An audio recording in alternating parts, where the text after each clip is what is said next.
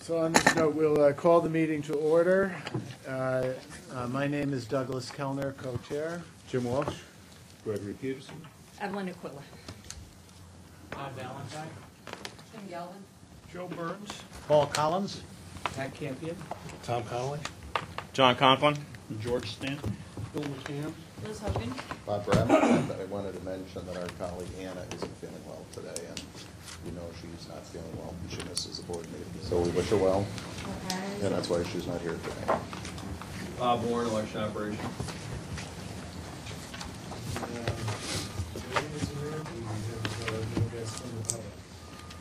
No, they can't get in.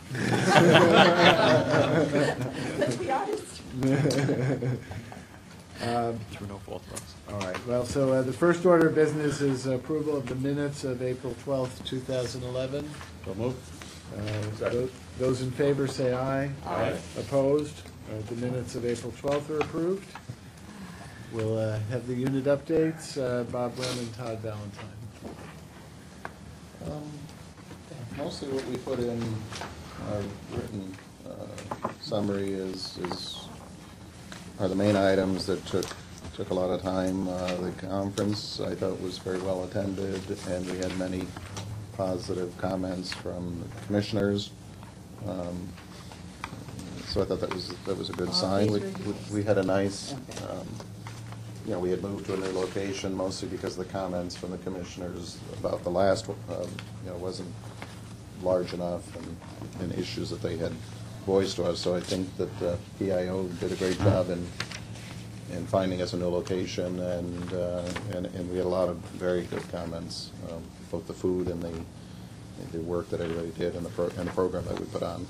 Also, one of the other items that we've been continuing to work on is meeting with a group of the IT people from the various county voter registration system vendors, and then their homegrown IT departments for those counties that have their own system, and a group of county commissioners to try and integrate the move improvements actually into their day-to-day business plans and the work that they're doing, so that early phase implementation can be streamlined with less keystroke and duplicative entries. So that's ongoing. It's still pretty much held up by one contract that we continue to work on to get the HP Sabre on board to actually make the changes. And I think those are the main issues, I think, other than the other day-to-day routine that the other units will report on. Yeah, at this point, we're planning towards the next county board conference in about a month from today, and then we'll go through. This is an off year, so there's less election pressure for us to do, and it's time, just the regular work that we do, which is voting machines, registration, usual stuff. Well, Todd, I would say on the whole, it was pretty impressive, the work that many of them have done. I know there are some who have to catch up, but I thought, that's all we talked about while we were there. And probably Doug would know better because he really understands this field better than I do, but I thought some of the work they had done was quite impressive. The conference was well received, and we'll see how they really respond in the post-conference surveys when we start getting those back. But the immediate feedback from it during the meeting was quite positive. And the turnout was a little larger than expected. So that was good. For the two main days of the conference, the Wednesday and the Thursday. So I think that's a positive result. And how many people were there exactly? It was around 270. A little less on Wednesday, a little more on budget Thursday. constraints, I was really surprised. Yeah, well, going forward, that's something we need to consider, because for many years, as we all know, we've been meeting 3 statewide meetings in a 6-month period. And the budget pressures have been catching up to the counties where they're Right. forcing they can't go to 3 meetings, they're choosing 2 meetings. And we have had our own pressures from our own division of budget as to whether or not we can consolidate one of those meetings together especially in light of the outreach that Bob and I have done with regards to monthly conference calls with the counties to deal with those when interim things come up. We have an outlet for communicating to the counties on top of our electronic devices. It's something we need to talk with the counties about because they're our partners and we would work with them. But those pressures, I think, have been increasing the last several years. So we should be cognizant of that. How that finally works out, I don't know. We've only talked initially about it and only initially to the counties, but it's something we need to be aware of going forward. No, I think we are.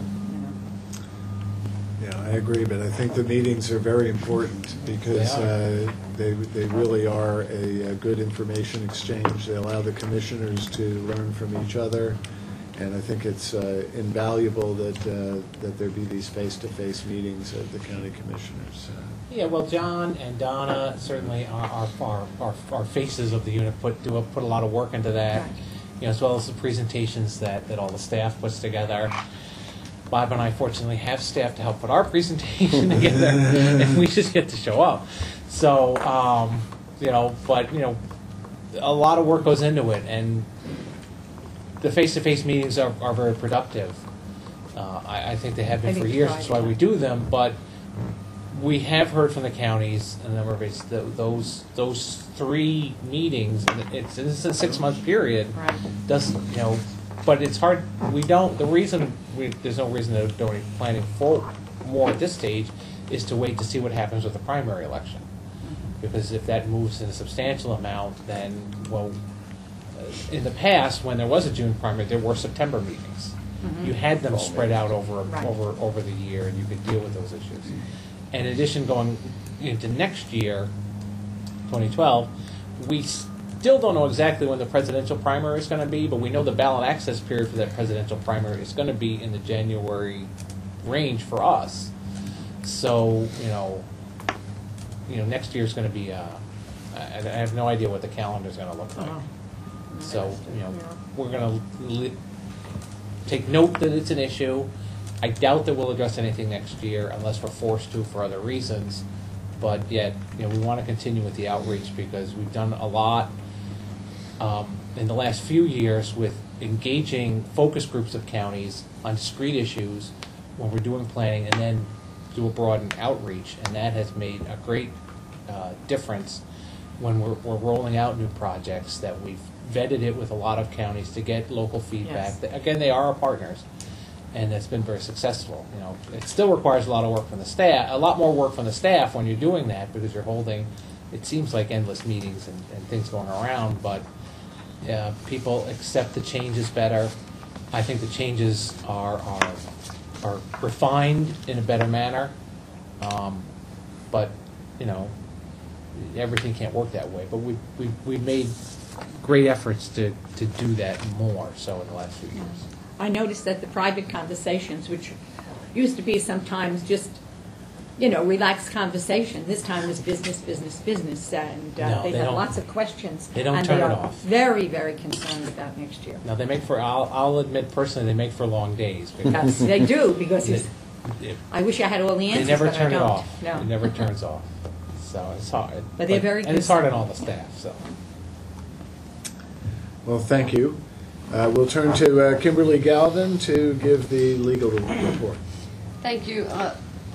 Most of what we've done is included in the written report. A few things that we're going to follow up on more specifically in our executive session is our conversations with the Department of Justice regarding New York City and the Nysboe system, and a proposed settlement in the Conservative Party case. Well, part of a proposed settlement in the Conservative Party case. Other than that, it's been the routine business of the unit. Paul, do you have anything to add? Since we filed our written report, the Gromalik case, he took a notice of appeal to the Second Circuit from Judge Hurd's decision dismissing. That's really. And for all of you, I'm sorry to do this, but the financial disclosure statements are due May 16th. For those of you that within the sound of my voice that have not filed yours as of yet. So, I filed mine. okay. It's always good to have the reminder. For election operations, again, we miss Anna, and we wish her the best Hope she'll feel better, speedy yes. recovery, and we'll hear from Joe Burns. Most of the report, you have the written reports, most of it speaks for itself. A couple points, the unit is still working with the counties in the 26th Congressional District in preparation for the special election later this month. We continue to work on asset management, in particular with the Schenectady County Board of Elections. On the topic of usability, which comes up every month, we're happy to report that the usability works and Dana Chisnell is the consultant that we'll be going with on our workshop orientation. We're working now on finding a time and a date to conduct that. On the certification, Bob, could you make a few remarks? As was mentioned at the last meeting, both vendors have their source for the new submission at Wiley Labs, which is being reviewed. ES&S has submitted 3 of the modules to SLI so far, and hoping to get the rest of the source code to them within the next 2 weeks. Dominion hopes to get everything to them within the next 2 weeks. SLI will then be reviewing the results of the review from Wiley Labs, and then incorporating all the findings that were left open from our previous certification testing and doing a complete review of the code for those findings to be sure that they're all closed out. Finally, our unit participated in the conference 2 weeks ago. I think it went well, and I think we have the socks to prove it. That's about it. Joe, I want to thank you and your staff again for the presentation that you did on usability at the conference. That it was an excellent presentation, and for me personally, it was the feedback that I've been looking for, that at the staff level, that this has become a priority issue. And I was very pleased with the presentation. The feedback from the county commissioners was also very positive, because none of us have really been trained in usability, and the presentation that you made was a good introduction to that subject.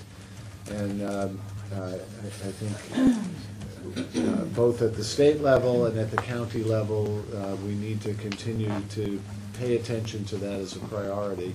And I thought you did a good job. We're looking forward to the workshop that you're putting together. Will we have space in the workshop for people outside our own state board staff to attend? I think that that's the direction we were going to. The League of Women Voters has asked whether they could send 1 or 2 people to the workshop, and I think that there are county commissioners who would also be interested if it's feasible and cost effective. Yeah, I mean, it's something we'll take a look at. Great. All right, thank you again. It was excellent, though. I was taking notes like crazy. And I liked the opening. We had a fun time. We had a real fun time putting it together. Yeah, It was I kind can of imagine. Martin Scorsese meets Mel Brooks. Well, let's hope it translates into real improvements in the ballot formatting in the primary election, and I hope that the people in your staff will be taking a special look at that, and also working with the outside printers that the county boards use to make sure they're actually implementing those principles that you illustrated. No, that's a good point. The print is a very good point. All right, we'll turn to John Conklin in Public Information. Thank you, Commissioner. Good afternoon.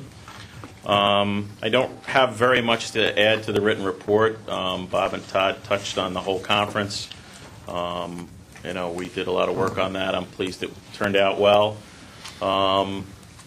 Really, the best thing I could do here is just put on the record is the thank yous for the people who helped out.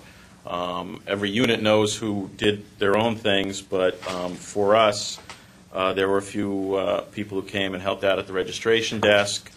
Colleen Koch, Lisa Shaw, Terry Breeds, Kate Orsino, Lisa Stapleton did some other stuff in the background. Donna Malahy was absolutely indispensable in helping do the planning and the logistics, so she deserves a very special thank you. And this was Tom's first conference. He helped out a great deal as well, so I also thank him as well. The other thing I would mention is that we're on schedule to finish our nice voter visits to the local boards at the end of June. There's a couple of boards that haven't gotten back to us yet on scheduling their meeting. I would encourage them to do that, and they can reach out to Patrick and Greg to do that. They've already been contacted. So, and really, that's pretty much everything, unless Tom has anything to add. I think the only thing I would just add, since we're sending out reminders, is we did send out a link for everyone who attended the conference to provide their feedback in the survey form. I mean, to date we've gotten 54 completed surveys, but for anyone who attended the conference who hasn't completed the survey, if they would consider it, because obviously their feedback is vital to making sure that it's a success in years forward. Good, thank you. John and Tom, one comment that I have received from the conference is a request that we look into seeing if we can get the transcripts of our commissioners' meetings posted more promptly. Okay. Because people do look for that and they're interested in it, and it seems that it's taking longer and longer to actually get them up on the website. There's been a couple of issues. The vendor we had in place got taken over by a larger company, and there have been a couple of things that we're ironing out. So, but that's definitely something we can follow up on. Great, thank you. All right. Campaign finance, Elizabeth Hogan. Thank you, Commissioner.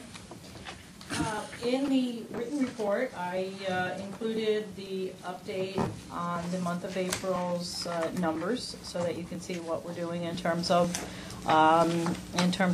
registrations and terminations and that kind of thing. I also wanted you to know that we are still waiting on the amended Reg 6214, which is the contribution limit reg. We expect it'll be effective in the end of June or sometime in July at the latest. I want you to be aware that the contribution limits that have been reconfigured that appear in that reg are the limits that we are telling people are applicable. So we have gone with those limits. We're still waiting as well for the January periodic judgment to be signed. It's been a couple of months, and I would expect that would come any day. This was since the last board meeting, this was a very odd time in terms of day-to-day work. There were just all kinds of things that were happening on a day-to-day basis for our unit that just were very time-consuming, and we were running around a lot. The new campaign finance web is up. We finalized the approval for the new seminar presentation. This year it is Mary Ellen, Mark, and Lorraine worked very hard on making it a more usable and interesting presentation. And Bill and I sat down with them, and we approved that. I actually went to one of the seminars. They started last week or the week before, and it was just very enjoyable. They did a wonderful job, and it is much improved. We also continue in terms of the audit issues. We continue with those very time-consuming and spread out audits. I mean, those things take a lot of time. It's not the kind of thing you look at one week and the next week you have a result. I mean, it takes a lot of work, and there are a lot of different stages. As well, we were very busy with the result of the board's referral at the last meeting of the corporate over-contributors.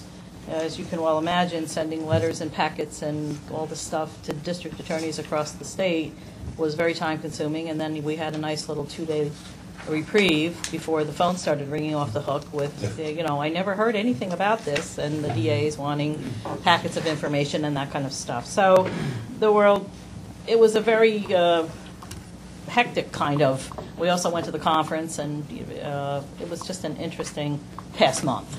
So that's in sum and substance of what we're doing. Bill, do you have anything you want to talk about? I just talked to, we got good feedback from the counties at the conference. I mean, there's always this give and take, especially relative to what the role of the county boards are with campaign finance, and we have to remind the county boards and have that discussion about there is a significant role that they still play in that. And so that's always helpful to have that conversation. And so we'll continue with that. All right, thank you. Information technology, George Stanton. Thank you. At the risk of sounding repetitive, there's not a whole lot to report other than what I put in my written report. Just some highlights that we're getting. I think we're making great progress on the new electronic filing software. We met with campaign finance staff last week, and they're real happy with it. So we're hoping to get that wrapped up and really debug testing done this summer, so that we can get maybe a beta group together in the fall to work on using it and see how it works. We've also, as Bill and Elizabeth know, we've asked for money for the last 3 or 4 years to redo the back-end campaign finance system because of some problems with that. We've actually been sort of covertly working on that in-house for the last year. We've come up with a working system.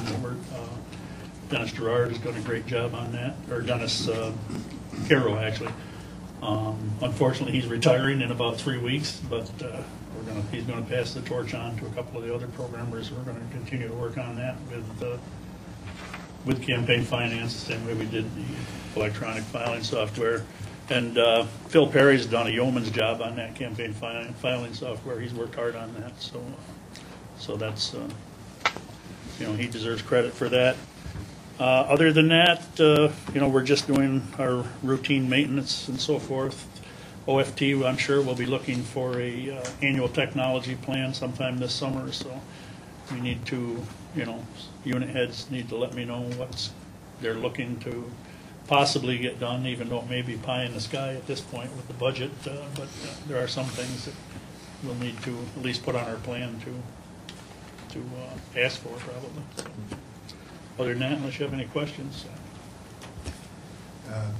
George, one of the things that might be pie in the sky, but at least to think about with election operations, is as the counties, more and more counties start doing electronic canvass, will we have a way of consolidating or picking up those electronic reports? Well, that's actually Bill and Elizabeth's pie in the sky, too, because that actually ties in with the campaign financial disclosure. And I just throw it out as something that, at least in these kinds of long-term planning reports, that we start to put on the agenda. That's great. All right, thank you. So we have no old business on the agenda. We'll turn to new business, discussion of the request by the Suffolk County Board of Elections for additional ballot size options. Joe? Suffolk County has a need to use a larger 30-inch ballot. The issue... Why? Oh, because there are certain towns in the county with certain local offices that appear every odd-numbered year that extend the ballot considerably for those towns.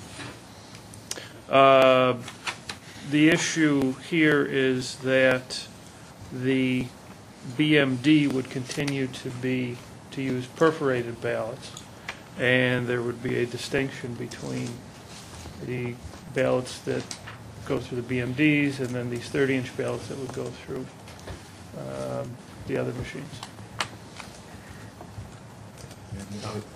On a mechanical end, is there anything preventing the vendor from being able to do this? Software-wise, et cetera? There would need to be changes made. And certification thereafter? Right. Changes in the machine itself? Changes, would it be changes? My understanding is changes in the software. Changes in Firmware. the In the machine. software, yeah, all right. Changes. Firmware and EMS. Well, that's in the machine, they go into the machine. All right, so specifically, what's the issue? I just wanted to that- make that clarification. What's the issue that is being presented to the commissioners today? An issue for discussion in terms of how this should be approached. I believe Suffolk has asked for two things. One is that they want approval to use the 30-inch ballot on the Dominion machines. And I think my understanding of the staff recommendation on this is that we would consider a detailed plan for a pilot project, perhaps in the 3 towns, but there would have to be a detailed plan that would deal with addressing the risks of using the equipment before completion of certification. And there are 2 main issues when you use uncertified software. One is you want to make sure that it works so that you're not going to have any surprises on election day where you find that the equipment has bugs in it. And so you need to address that possibility with a backup plan. And then second is the security issues, because if you're using uncertified software, then there's always the possibility of bad code being introduced that could affect the results, so that there need to be additional safeguards in the audit process. That's my understanding. Then in addition to this, because it does require a firmware change and they have to go through the certification process, the county needs to work out with the vendor a budget, both for what the vendor is going to charge for the software change and firmware change, and the cost of certification testing. And I think Anna said that they would try to do as much of the usability and functionality testing in-house in order to reduce that portion of the certification testing, but there would still have to be outside security review of the source code, so that the county would need to budget that. And then I think there was an additional issue that was raised, is that there are several other counties that have at least expressed interest in having that similar capability. And then there's the state concern on whether we would want to require everyone to use it so that there's a single set of firmware that's being used statewide for the Dominion machines, rather than having 2 different ones floating out there. Todd and Bob, have we left out anything? No, I think that's it. So As far as this year, though, is concerned, Commissioner, I would think that, as you said in the beginning, on a pilot program, to let Suffolk move ahead in this direction, because they really do have a very serious problem out there. I'd like to see them have some relief, but I think it's also up to Suffolk to negotiate with their vendor to make sure these things, A, can be done and not blowing smoke, but actually can be done, can be accomplished, and then move as quickly as possible towards certification, which will then satisfy the requirements of our board. My only thought was 30 inches, when you think about a 30-inch ballot, that's Huge. 2.5 feet long. That's a long, long ballot, And I often wonder if it would be better if people would be allowed to have 2 ballots that were shorter.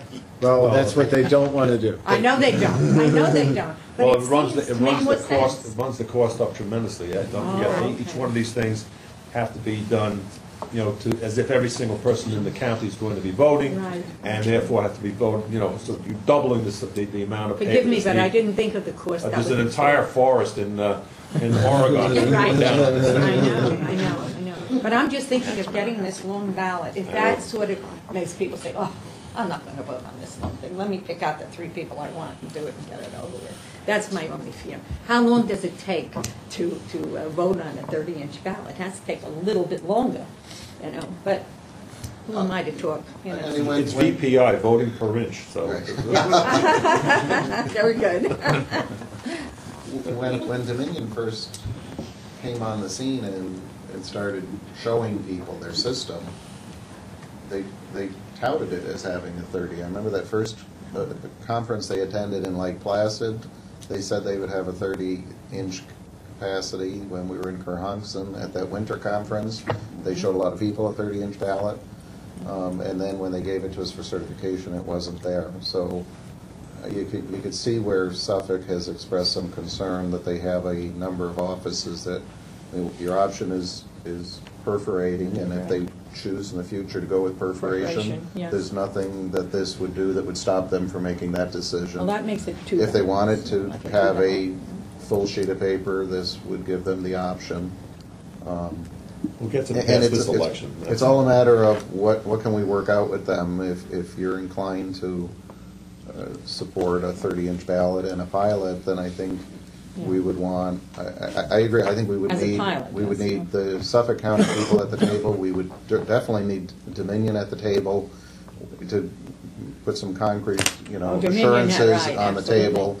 Here's what we think we can do, because whenever we work with the vendor, it's always what they think they can do, how long it might take, what's an estimate of the cost, what's an estimate of the certification period of time and cost, and what will Suffolk agree to as far as how do we minimize the impact of a pilot project in those 3 towns. Why I worry is because Dominion said they had a 30-inch ballot, and then when they came to certification, they didn't have one anymore. That makes me wonder why. What problem did Well, they said run it was into? capable of doing it. From my discussions with them, it's not that big a deal to create another template and drop it in.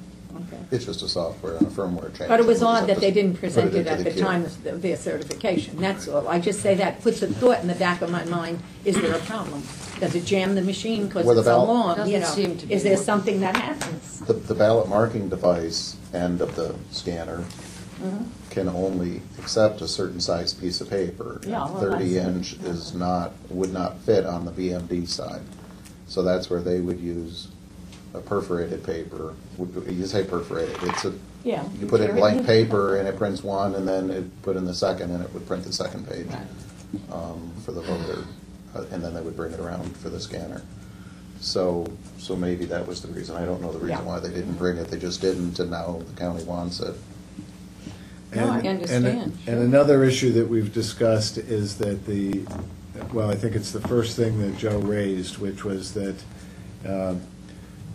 if they have a 30-inch ballot that's usable on the scanner, the ballot marking device still can't deal with the 30-inch ballot, so the ballot marking device will be printing be out improved. 2 pages. No, it's That's not it? it's Yeah. not financially feasible to do that. Oh, it but- isn't, okay. But it means that it will be even more capable of distinguishing who voted on the ballot marking device as opposed to who voted using the scanners without the ballot marking device. And so one of the things that we have discussed is that we might encourage Suffolk as well to have a plan that would increase the usage of their ballot marking devices so that it would be less likely that people would be able to associate particular ballots with particular voters. Have we covered all the Yes. points? And I think our consensus is that One is that we are receptive to Suffolk proceeding, and that we would consider a pilot project, but they would have to have a detailed proposal that would address the risks of using it prior to completion of certification. Oh, I think we have to have that pilot program. That's the only way we'll get the answers to our concerns. And that, at least for now, we're expecting that Suffolk would bear the expense of the upgrade and the certification. Well, I'm not going to try to guess. All right, well, if that's our consensus. Yes. There was one other issue I've asked to add to today's agenda, which is that we received a short letter from the New York City board asking for advice on conducting the canvass. And my suggestion is that we ask Anna and Joe to draft a response to this. And I believe that there are two issues that are of concern here. The process that New York City used for preparing their canvass in the general election at each poll site was extremely complicated and very time-consuming because they used multiple scanners for multiple election district sites, so that any election district could use any scanner. And the result was very long tapes that were printed out from each scanner when the polls were closed. And New York City had a procedure which they believed, or some people at the city board believed, was legally required, that the inspectors add up the tapes for each election district and put the results on a canvas for each election district. And it's my understanding that our advice to those counties who have inquired is that they are allowed to use a consolidated canvas sheet where there is a poll site with multiple election districts, and that the consolidated canvas sheet merely needs to contain, stapled to it, the printout from each machine in that consolidated district, and that the tapes on the machine will show the results for each election district on that machine, but that it is not necessary for the poll workers to add up those tapes by election district on election night, that it's sufficient to just staple that to the canvas. And then if there are any ballots that were not scanned at the poll site, then those need to be hand counted and also manually added to the canvas sheet. The statute does require that the inspectors sign this consolidated canvas sheet, so if they're going to use a consolidated canvas sheet for 10 election districts, then they would need to have all 40 inspectors sign that consolidated canvas sheet, which is a little bit cumbersome, but that's still better than having those 40 inspectors adding up the tapes before they send out the canvas sheets. A second issue that they've raised on why they did it this way is so that they would have election night results by election district. And in discussions that some of us have had with the city and reviewing what other counties have done, we have suggested that it's a huge mistake for New York City to be continuing to do their election night reporting to the press through systems that do not take advantage of the electronic capabilities of the new machines. And I personally have recommended 2 counties as models on how to do this efficiently, and I'm told that there are several other counties. That Monroe County uses satellite locations where the memory cards are brought to the satellite locations. They have at least one in each town, and then in the city of Rochester, I think they have several locations. And they have computers that are already set up in these satellite locations that have the county software so that they can read the results directly from the memory stick and communicate those results to the County Board of Elections that can then immediately post them on their website and communicate them to the press. And using that system, Monroe was able to get their election reporting done very quickly with 100% accuracy, because there's no human intervention. As long as you actually get every memory stick, the computer is able to identify the memory stick and place the results in the computer spreadsheet automatically.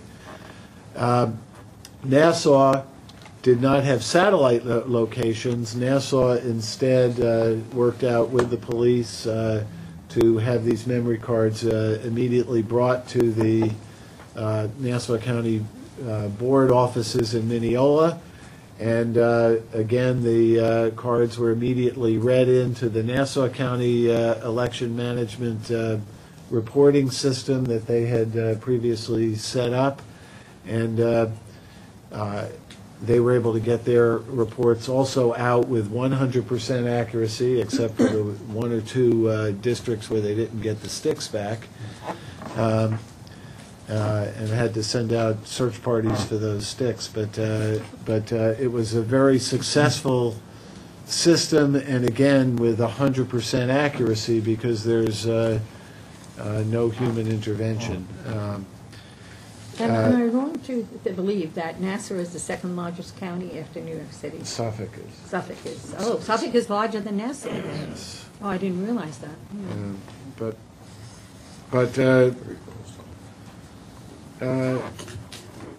So I've urged New York City to look at that, and Nassau has exactly the same statute governing the canvass that New York City does, and we believe, after looking at it, that 9.126 subdivision 3 does authorize this method of transmission of the votes to the public. So I appreciate everybody listening to me on this, and if everyone agrees, we can ask Anna and Joe to write a letter to that effect. Absolutely. Yep. Okay. All right, well, thank you. I think that concludes the public portion of our meeting. We should talk about dates. Todd and Bob, is there a recommendation on when we meet again? I think we were talking about doing it either on the way to the County Commissioners Conference or on the way back from it. Yeah, on the way would be Monday, the 13th of June, and on the way back would be Thursday, the 16th. Is there any preference? I'm okay with either one. What date did you say? Monday the 13th, which is on our way Yeah, okay. up, or Thursday the 16th, which is on our way back. It would be held here. Oh, that's Yes. it's not July, it's June.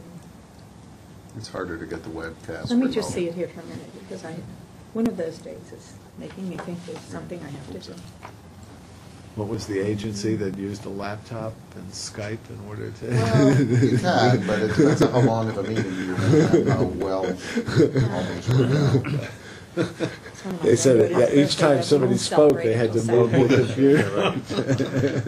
That doesn't work at all. I'm really tired pretty quickly. Ellen? I'm open to either date. I think Monday may be better because you're tired but whatever anybody All wants to right, do. so for now, it's Monday. Okay, Monday the 13th? Unless somebody's superstitious. And do It's we not need to do it Friday. before noon? Do we need an earlier time than noon? No, because that's a travel day, so when in Lake George is only It an hour works. from here, so. Okay, How far is Lake George from here? That's That's an hour. Oh, well, that's not bad. all right. All right, then I think the next order of business is a motion to go into executive session. We don't have campaign finance reports, right? No, sorry, but we do have pending litigation. I think we have 2 issues of pending litigation we want to discuss. So those in favor? Aye. Hi. Aye.